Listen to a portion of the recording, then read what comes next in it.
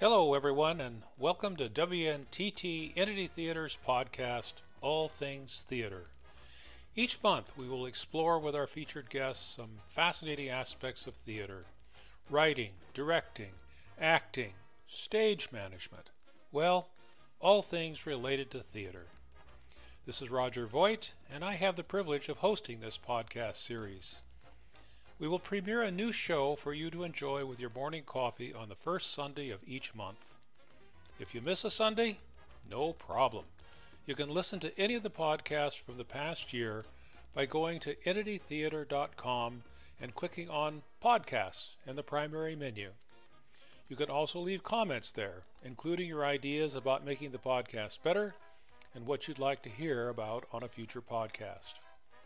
So, without further ado, let's get started with our featured guest this month.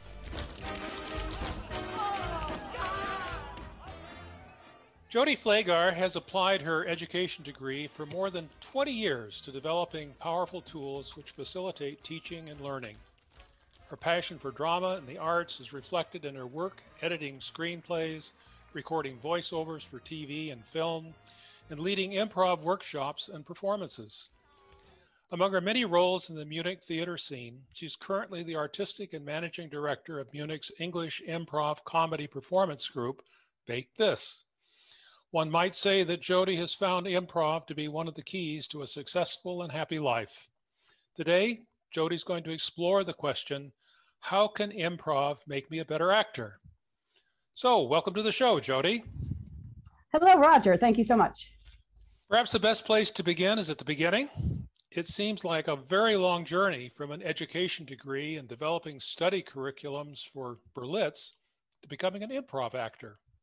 What were some of the key things that set you on the path to that transition?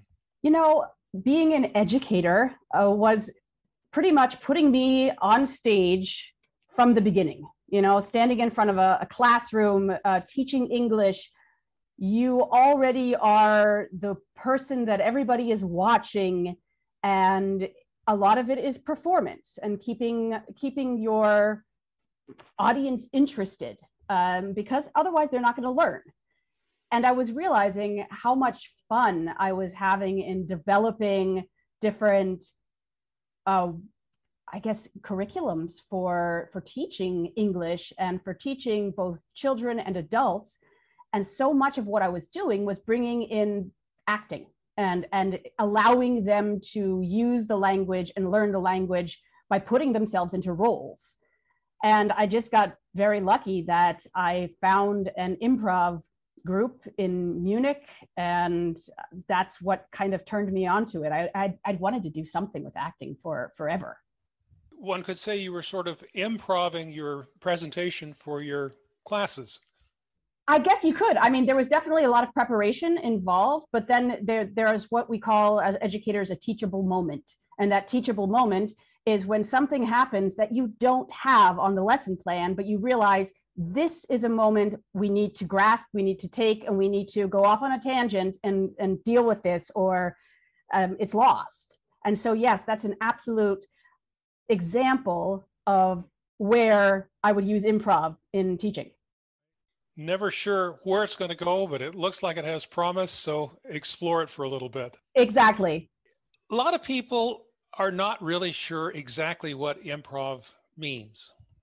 Some, they think, well, improv is just what Ryan and Colin did on that show about a decade ago. Whose line is it anyway? So maybe the place to begin is to ask you to talk a little bit in more detail. What exactly is improv? Is it more than just saying or doing whatever occurs to you in the moment? Oh, that's a great question. And it's interesting how a lot of improvisers will have different answers to this question. What I say improv is yes, responding to the moment, but also being very aware of your surroundings, the space on the stage, where you are on the stage, who your scene partners are, what they are saying. So it's truly about connecting with your character, your surroundings, and your scene partner. and then responding in the moment to this connection. More than doing whatever occurs to you at the moment, it's doing whatever seems appropriate to the circumstances and the person that you're involved with. Definitely. I think sometimes if we think about just being super spontaneous and not paying attention to why we're doing it, that can sometimes lead to showboating or just trying to be funny and maybe not really connecting. And the best improv is when you actually see this connection and see things come together. It just seems so magical when that happens. Yes, indeed. Well, beginning workshops with improv almost always present some basic guidelines that improv players are expected to follow. So you mentioned one, saying yes and, some others making your partner look good, and so on. Was this your starting point with improv? Maybe you could just kind of briefly summarize these basic guidelines for us. Absolutely. When I first started doing improv, we very much focused on a lot of these quote unquote rules, which are, as you said, yes and, meaning if somebody offers you something such as your black hair looks fantastic this morning, you would accept this offer with a yes, and I showered just for you, for example. So adding something to their offer. But then there's also, I guess you could say, the rules of trying not to ask too many questions, trying to add to a scene, I'm trying to think what all those rules were. Being aware that sometimes you have to give way. For example, when there's conflict between characters, that at some point somebody needs to fold, because nobody enjoys watching a constant conflict without some kind of change. So the rules that we followed, we also have different formats, and we had to follow rules there on the formats that we did. And you get so stuck on what are the rules, what do I do next? The spontaneity just falls away, doesn't it? Well, that's actually something, a big part of how I've changed the way that I teach improv from the way that I learned improv, actually. Mm-hmm. And I think that the spontaneity and being in the moment is vital, and that comes best when you're not in your head thinking about, wait, what am I supposed to do? What am I not allowed to do? What is forbidden? What should I be aware of? Because as soon as we get in our heads, then we're not really aware of what's happening around us and what our scene partners are doing. Part of that awareness is realizing perhaps when your partner's stuck, right? Going back to what you said before about sometimes you have to give way. Yes, absolutely. Give way or gift them as well. If they seem that they're stuck, maybe give them something to motivate them to go in a certain direction by gifting them with a skill. Oh, but I know that you've been a great painter all of your life. Maybe you could try painting your way out of this situation. And suddenly you've just given them something new that they can discover and work with to change the scene. Is that kind of support what is meant by another one of those basic guideline rules, make your partner look good? Absolutely. And also make your partner look good goes back to the idea of being aware and listening to them, gifting them with things to make them shine, and not showboating and not trying to hold on to that one line and waiting for your chance to throw that one line, but instead opening the door for your partner to have that one line or some completely different line that they surprise you with. The and part of yes and is really important, isn't it? It's not just yes, yes, yes, but as you said, adding something to it. Definitely. I've been on stage before with other improvisers and have been in the situation where they were very good at yesing. They would always accept something that was offered, but they didn't always add to it. And it can be stressful being put on one person to move the scene along by constantly being the person who adds.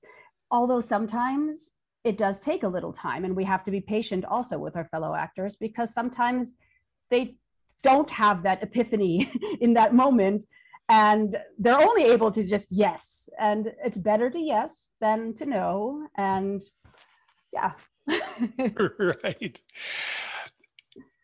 You may be in a position where you realize your partner is stuck and you're looking for something to gift to them, and your head's empty too.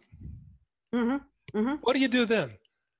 Then it's so important to focus on what you already have and where you already are.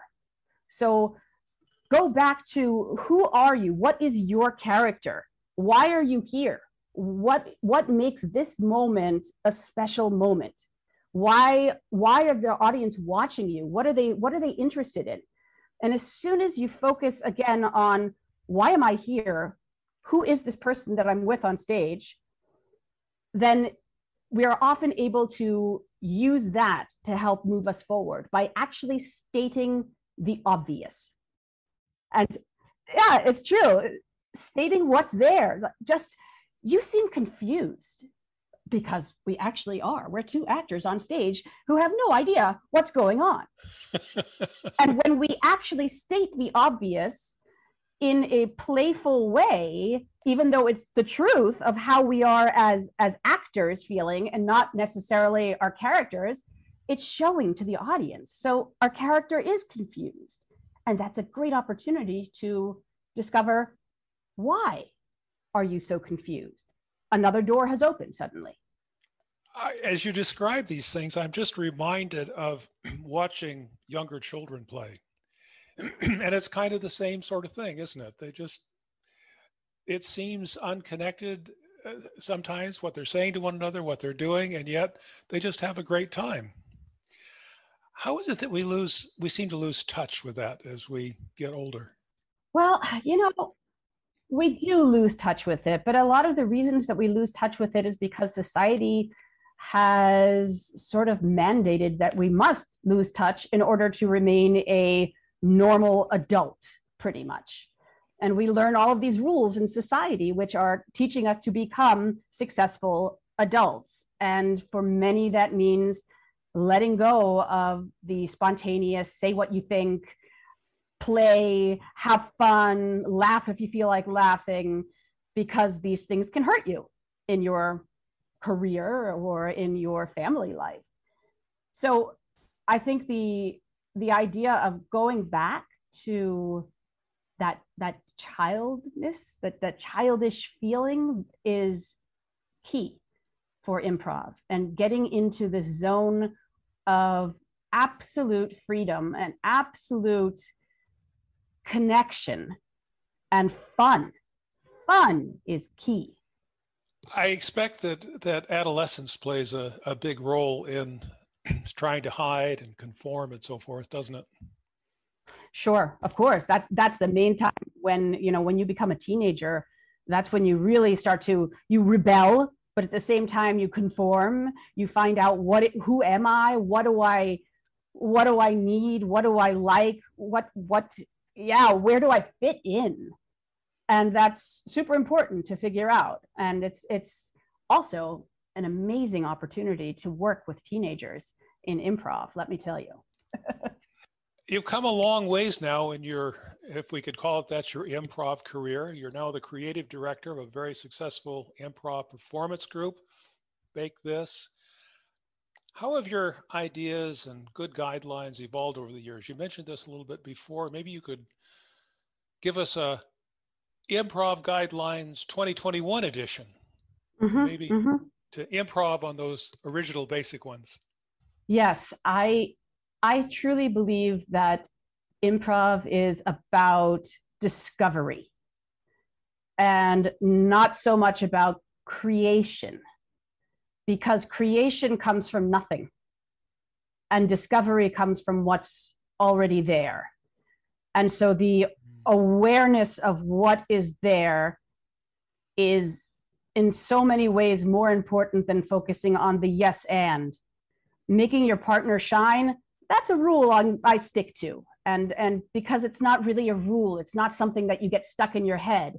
It's something that we train again and again, and it becomes just a part of how we do it. Maybe your attitude. Yeah, exactly. Just like customer service. If you have learned customer service, it becomes an automatic to say certain things, to be polite. I'm talking mostly about North American customer service here. But those are things where I know that a lot of German people will go to the United States and will say, what is up with all of this fake niceness? And what I try to explain is a lot of it is really not fake. It's automatic trained, and this automatic training actually makes us happy. So when we are responding with niceness and kindness, it's a natural response because that's how we've learned to do it. Fascinating. Some of the things you're saying about listening, connecting, being aware of the circumstances really echoes some of the guidelines that stage actors hear over and over again, that to be really authentic, you need to be aware of what's going on in the moment and not respond necessarily with what was in the script, but to what your fellow actor did on the stage. Mm-hmm. It sounds so straightforward when you state it that way. It's obvious, in fact. Yet doing it in front of an audience is such a challenge for people, or at least it seems to be. I know it is for me. Why do you suppose that is? I mean, you've kind of alluded to it before in terms of trying to fit in and do what's expected, but I suspect there's more to it than that. How do you think we could go about learning to do this better? The thing is, as human beings, we have learned that it is bad to fail. If you make a mistake, you're reprimanded, and that's just the worst thing you can do. In improv, going back to one of those rules, or should we just say one of the things that we hold on to and live by, is that failure is good. Because failure means that you have opened new doors, you have tried, you have put yourself in an uncomfortable situation, which is exactly what we are training to do in improv, to constantly try new things, constantly put ourselves out there, knowing that it might not work, and that's okay. That can be difficult, I think, for some people to accept when they say, look, if I make a mistake, I may lose my job. If I make a mistake, I may miss out on this opportunity or another. Yeah. There must be some places where you have to be more cognizant of the consequences of failure than others, or am I missing the point? No, that's absolutely true. Of course, a doctor making a mistake could cost somebody's life. Same thing for a firefighter making a mistake could mean the fire spreads to another building. So there are clearly things that we need to be careful of and things that we need to use our training to help us do the right thing. And that's why we do train for improv. But in this case, when we're talking about failure, we're talking about trying, we're talking about putting yourself in, taking risks, should I say. Mm-hmm. And taking risks, there should always be the possibility of failure. Nobody has started a business knowing that my business is going to be 100% successful. You start a business and there's always that risk of failure. Yet many people still start businesses, and many people are successful and many people are not. But if we don't take that leap then then nothing happens. And it's not easy, Roger. It's so far from being easy. And it's one of the things that I struggle with most in my daily life. So I think that's what draws me so much to improv, is that in my own life, I get so angry at myself when I make mistakes. And I hate it. And I reprimand myself, and I yell at myself as if I were that 5-year-old kid, doing something stupid. And I think that's why improv has really spoken to me, and I think a lot of other people as well, because it's this freedom that we get from berating ourselves and putting ourselves down, and each other as well, being able to support each other. If you're in real life, there's always this uncertainty about what the consequences of failure would be. But if you're doing improv from the beginning, well, this is just for fun and we'll see what happens. Maybe that's the place where you can practice accepting the possibility of failure. Yeah. Yeah, that's one of the main points when we do workshops, is exactly this. And that's why corporate workshops focus on this a lot as well. So it's just to not destroy yourself if you make a mistake, to learn how to take that failure and make you stronger, rather than put yourself down and make you weaker. Also make you aware of resources to deal with situations that maybe you didn't know you had. Very true, yes. Yeah, well, like you said, that's practice. Practice is the key. I like to compare improv to sports a lot, because I believe that when you learn a sport, you will have a practice, and you practice 2 times a week, let's say. And what are you practicing? You're practicing specific skills in order to play your sport. So if you're on a team, let's say a soccer team, you're learning how to dribble the ball, how to pass the ball, and then you're also learning certain defenses. So if this happens, this is a good approach. If this happens, this is a good approach. And that's practiced again and again, so that when they're put in the ultimate improvisational situation of a game against another team, they don't know what's going to happen. Nobody knows where the ball's going to go or what's going to happen, but they have these skills from their trainings to instinctively and quickly and spontaneously to react. And hopefully in the best way possible, but we've all seen mistakes on the soccer field and any other sport. And sometimes it works out fine, and other times the crowds are booing, but they keep playing. I suspect I know of at least one circumstance for you where you actually put that into practice and had a very good result. Namely, you've told me that when you were early on in your improv career, even with Bake This, I guess, the idea of having musical accompaniment or singing or whatever, oh God, no, that why would I do that? And yet now, music, both instrument and now singing has featured more and more prominently in what you're doing in your performances. Maybe you could kind of talk about some of the key milestones and how this principle of practicing an improv opened the door for you to try something that now for most of us seems like absolute magic. I just remember, it was almost 10 years ago. I guess it was 10 years ago. And when we first, with Bake This, thought about getting a musician, and half of us were gung-ho, let's try it, why not?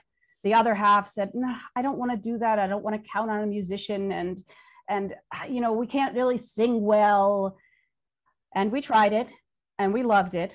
And since that day, I don't believe we've ever performed without a musician since. It has brought so much joy to our group, adding music, and this music is not necessarily about singing. Quite often it's the ambience that is adding to the scene. When there's a love scene, and all of a sudden this music starts to play, it adds just so much emotion. Or you have a love scene and suddenly the pianist is having fun and plays something very different, which then changes what the actors are doing on stage because they're being influenced by the music. And it's just a really fun thing to play with. And that's been amazing. And it's milestone wise, well, maybe let me tell you a little bit about what we've been doing with Bake This. We've been doing full-fledged musicals.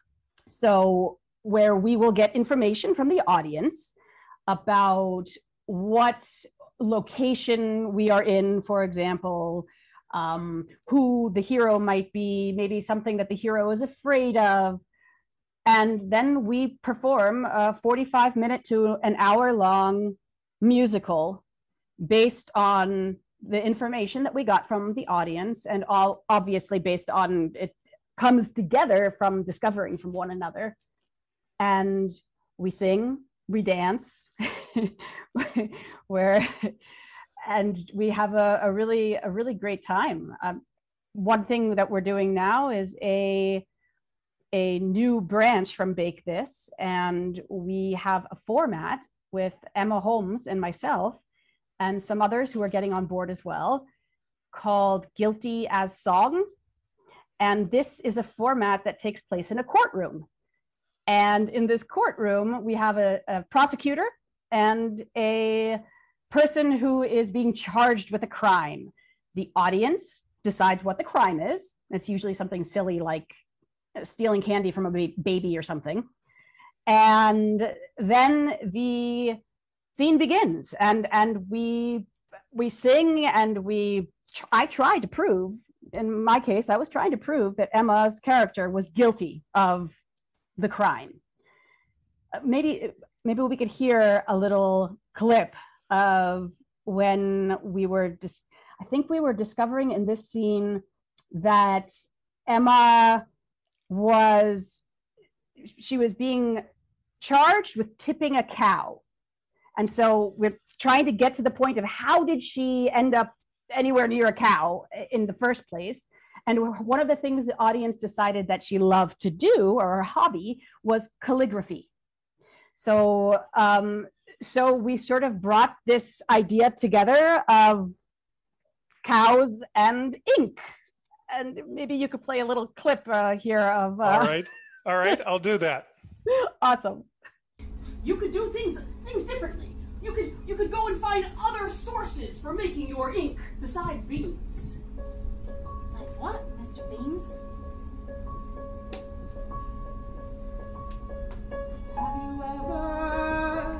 Have you ever been to a farm? Yeah, so that was a getting an idea of how to get Emma onto a farm in the first place, so that she even gets close to a cow. And it's just so much fun discovering with each other, and repetition. You know, you heard in the song the starting off with have you ever, and repeating that, because it's just such a lovely feeling to hear things more than once. And as the audience, it just it makes you feel like you're really in a musical. It's Sure. Well, of course, we didn't have time to play the whole clip. Well, I'll play the ending a little bit later, as when we wrap up, and maybe you can say a little bit more about the ending when we get to that. Great. The thing that amazes me about that, though, is the way, you know, the piano comes in and then sort of follows with the singing. It's just hard to believe that isn't already programmed and rehearsed. How do you get that kind of communication between your pianist and your improv actor? Yeah, I will say we practiced a lot. We have practiced a lot with our pianists. We have a couple who work with us, but mostly it's been Florian Schwartz. And we've practiced the formats together so that we have a good idea of the beats and where a song will go in terms of verses and chorus and bridge and so on, and how to incorporate that into singing with more people, with multiple people. And practicing that, it really helps, and it makes you aware of what comes next. Oh, that was clearly the fourth line of the verse. Now should be a chorus. Doesn't always work, but even if it doesn't work, we improvise. Right. Don't be afraid of failure. That's how you learn. Exactly. One of the things we practice is rhyming. That's all part of it. Rhyming, because the songs, no, it doesn't have to rhyme, but sure, if you can make it rhyme, it's even more magical. Right. And some of your Bake This actors are phenomenally talented at making a rhyme out of, how did you do that? Yeah, totally. I've had the pleasure and the privilege of watching some of your performances and watching Florian, your pianist, as he interacts with what's going on the stage. And I noticed the way that he is looking at all the actors so intently. It's just a beautiful example, to my way of thinking, of truly listening and connecting. And through that connection, somehow sensing what the moment needs. He's almost like another improv actor on the stage, isn't he? Oh, he completely is another one. Absolutely. He's vital. And it's very important also to make eye contact with him as well, and to be aware of what he's doing, and he's aware of what we are doing. So yeah, it really is a big, happy family of connection and discovery. Do you think that as a pianist playing the musical accompaniment to your improv scenes, there's a parallel with jazz musicians? Oh, definitely. There's a lot of improvised jazz, most definitely. Most definitely. That's something I would love to see, to be honest, is to see a improv show with improvised jazz. That's something I haven't seen yet. Now you're getting me really inspired, Roger. Oh, good. Oh, yeah. good. Oh, man. I can't wait to see it either. Also. Okay, so stage and screen actors, they say, well, I've got a script. I've rehearsed my lines. I've memorized the lines. So I don't have to worry about creatively coming up with whatever the next line is. So I don't need to worry about following good improv guidelines. So here's the key question, I think. Why should a stage actor invest the time to develop improv skills?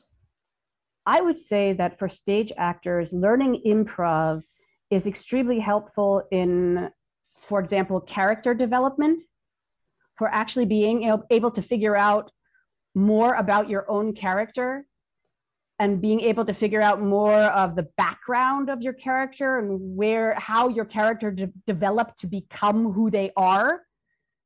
That's one opportunity. Also, things can go wrong on stage. Yeah, you have a script, but what if something happens? What if suddenly you forget your lines? Or what if your scene partner forgets their lines? How can you still make them shine? How can you cover it up? How can you continue and make the show go on smoothly?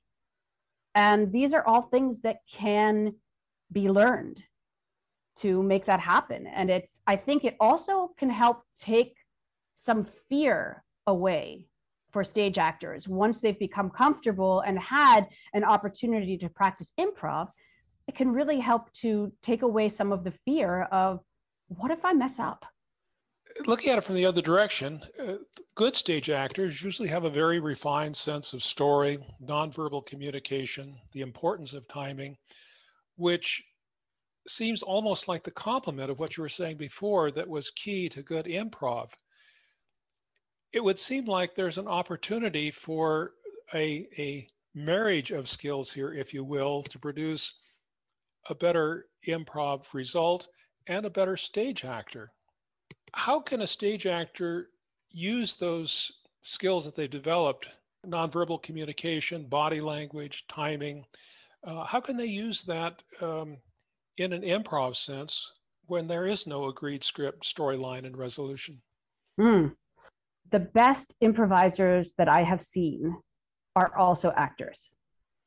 And I'll say it's because they are truly able to dig into the emotional side of the character, truly able to get into their own character's head, and often more aware of space on stage. And so I'll say some people who have started off with just improv before they had any acting training often are more comedic. It's more of a comedic style of improv. They often will, what do you call it, break the fourth wall? Right. With the fourth wall, yeah. Yeah, fourth wall. Where they're, they'll laugh at themselves on stage, or they'll, just have fun with it, which is okay. But when you really get that emotional and moving improv, because it's not always comedy, then you could truly count on actors to be the ones to bring that out. Most definitely. So once more, we need each other. Together we're stronger, right? 100%. You also teach business improv workshops, presumably helping participants apply these same improv principles in real life business settings. Mm-hmm. It would seem like that's a very different setting, the dramatic performances. How do you adapt your talk, your workshops, and so forth as you approach that challenge in a business sense? So normally when I go into a business workshop, I have to go in very flexible because it very much depends on the group dynamics. In general, I have I have lesson plans that I have created. The lesson plan is going to be focusing normally on the yes and, repetition, listening, and responding.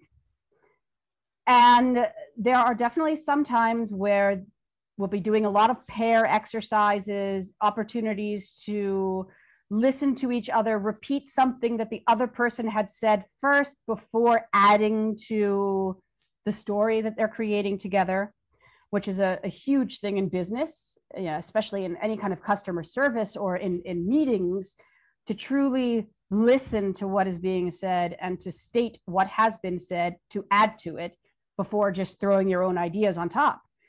But what I will say is that quite often going to dramatic, as in bringing in too much theater, is not always the way to go in the business setting. There have been opportunities where they are gung-ho and say, I want to do some scene work, we want to do characters, and that's great. But you really have to feel the crowd, because for some it's too much, and that's not what they're there for. They're not interested in getting on stage. They already feel that they're on stage enough in their business life or in their personal world, which is just as legitimate. And there are just as many skills that one can learn in an improv workshop to help you get by in life, in business, relationships, and so on. Well, speaking of real life issues, you are the mother of 2 daughters. I would guess that involves some serious improv from time to time. Would you say that your skills with improv have helped you to be a better parent? And I assume yes, and maybe you could say how. Yeah. And it goes both ways. My kids have helped me become a better improviser as well. So it really goes both ways. With parenting, for example, I feel that I've gotten better since I started improv at really listening to my kids, at responding to their actual concerns and worries, and also being able to use the yes and approach for little kids to help convince them that they want to put their shoes on, for example. So, using this, So yes, we are going to go to the park, and you can wear your blue shoes or your moon boots. Which ones are you going to wear? So giving this offer, this opportunity to choose what you want, basically manipulating them to think that they have a choice, which they do. That's definitely helped. Helped me become a better parent, but my kids have helped me even more become a better improviser, Roger, like completely. Sort of models, if you will, huh? Well, we talked about that before, about, being children and playing and seeing the world through their eyes has been just brilliant. And it's really helped me on stage with how can I just let it all go? And I often will just picture my children when I'm on stage, and it really helps. They're quite amazing kids. That's a wonderful story. Yes. So I know that you are planning to offer a improv workshop through Entity, and I suspect from what we've talked about today that it will be clear to people that there's real value in this for their real life. But maybe you could just hit a couple of highlights. Why should people just take your workshop, other than the fact that it's offered free to Entity members? It is so much fun. It is just like constant laughter. It is constant connection. And my God, what have we not been able to do now for the last 2 years? Connect, yes. Have fun, socialize, and play. And that's exactly what we're going to do. And just like children learn by playing, we'll do the same thing. But while we're learning, we'll be having a lot of fun. And we'll talk about the different experiences that we have and compare different things. It's just truly a good time. And it's a good way to meet some other people as well and make new friends. It's pretty persuasive arguments. Thank you. Well, since we're talking about playing and not worrying about where it goes and not worrying about failure, maybe we could listen to the end of that little clip that we listened to before with you and Emma. Sure. It's brown. It's better than beans. Come on, try it. If you know what I mean. Well, I always taste my products first, so I'll just take a little lick of the poo. Anything you want to say about that? Yeah. So Emma just discovered in the end that for making ink, one of the things that was very helpful was the poo from the cows, because she had been using beans before to make her brown ink. But wow, this made a big difference. And I think this was the turning point in the jury, which is the audience, in their decision for calling her guilty. Yeah. Well, you could tell they really enjoyed it with that laughter at the end. Well, before we wrap up today, is there anything else you'd like to share with us about upcoming events? We will be performing, so you'll get to see this musical at Ganz am Wasser, which is a lovely beer garden as well, and it will also be a free show. So check it out. There's also an event on Facebook. Good. Well, everybody, you know where you want to be on those dates. So thank you, Jodi. Thank you so much. Absolutely, Roger. Thank you so much for having me. Well, that's it for this month's podcast, Radio Theater in the 21st Century. Our guest this month was Jodi Pfleghar, a tirelessly creative educator who has made and is continuing to make yes and a core principle in her life, and thereby make this world a better and more beautiful place for all of us. If you would like to know more about her group's performances and workshops, you can contact Jodi through the Bake This website, and also follow the Entity Theatre web, Facebook, and Instagram pages if you'd like to be notified of Jodi's Entity Theatre improv workshops.